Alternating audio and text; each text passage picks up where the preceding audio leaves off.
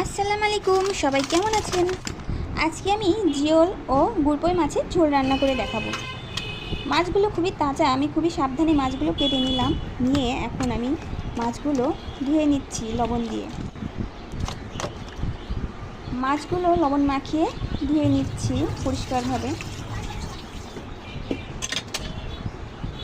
এখন আমি ফ্রাই প্যানে তেল গরম করতে দিচ্ছি। আমি এখানে জিরা বাটা, পেঁয়াজ, রসুন, আদা বেটে নিয়েছি এবং কিছু পেঁয়াজ আঁচড়া রেখেছি কুচি করে দিয়ে। প্রথমেই আমি তেলের উপরে কুচি করা পেঁয়াজগুলো ভেজে নিচ্ছি।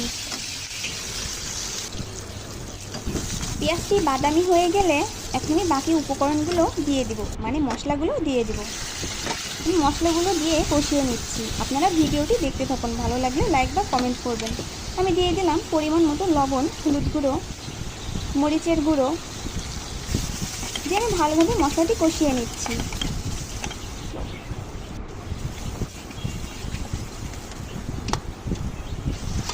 এখন আমি মাছগুলো দিয়ে নেড়ে চেড়ে কিছুক্ষণ কষিয়ে নিচ্ছি।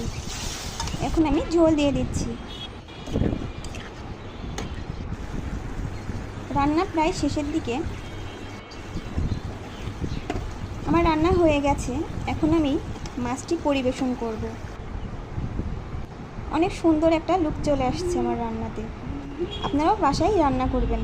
ভালো থাকবেন সবাই। আমার রেসিপিটা ভালো লাগলে অবশ্যই জানাবেন।